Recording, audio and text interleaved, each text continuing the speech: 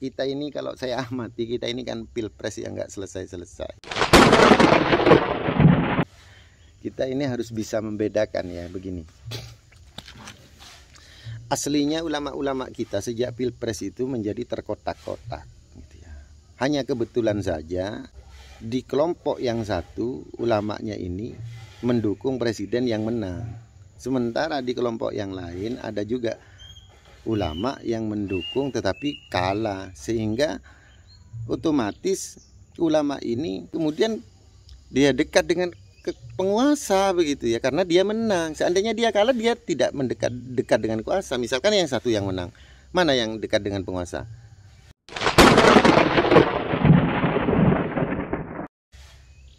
Saya tanya begini, mana yang dekat dengan penguasa? Misalkan kemarin kita sebut saja Presiden Joko Widodo, Presiden Joko Widodo dan beliau Pak Prabowo. Ini kan sama ada ulamanya di sebelah Pak Jokowi, ada ulamanya di Pak Prabowo, ada ulamanya begitu ya.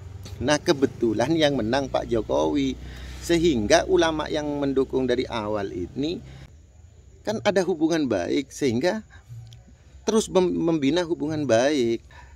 Dia ini tidak tahu Jokowi ini menang apa tidak gitu ya.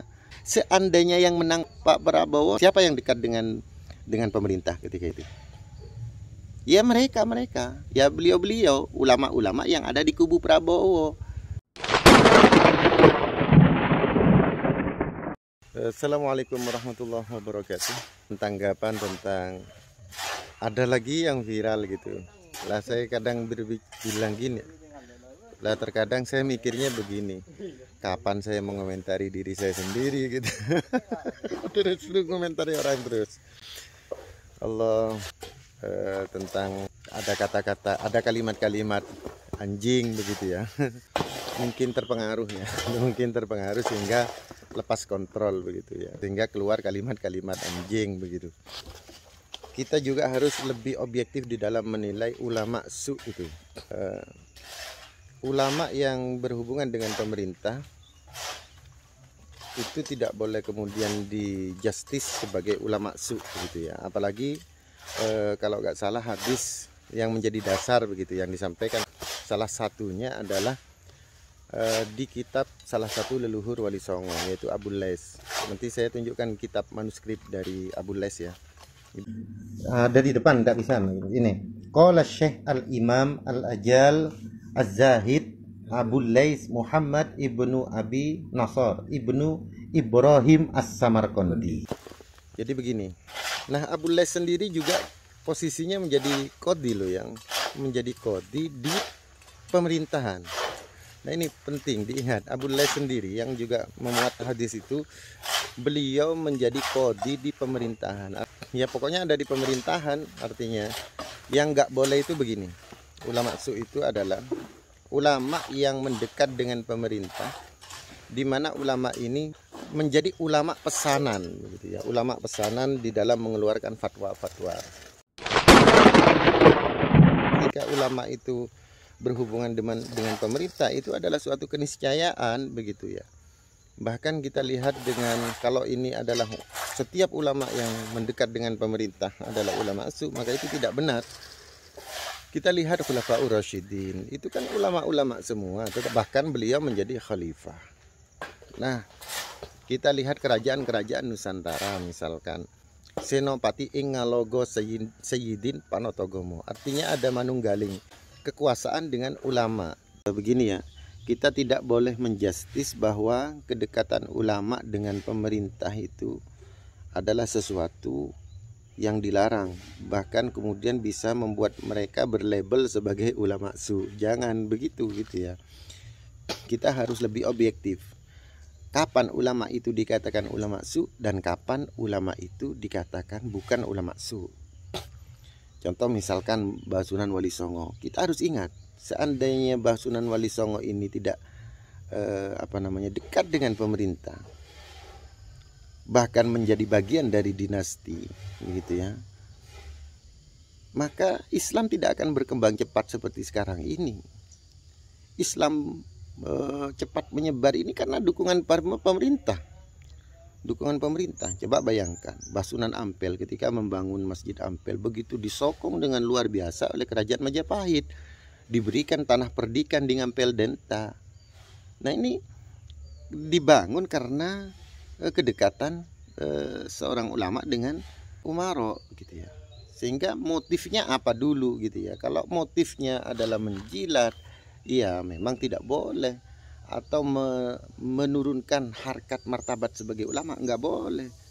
Tetapi ketika ulama ini mempunyai niatnya apa, maqasid, innamal a'malu binniyah, karena ini adalah qawaidul fiqh yang semua banyak kemudian kaidah-kaidah furu' itu kemudian kembali kepada ini ya. Tergantung dari niatnya. Ulama ini niatnya gimana?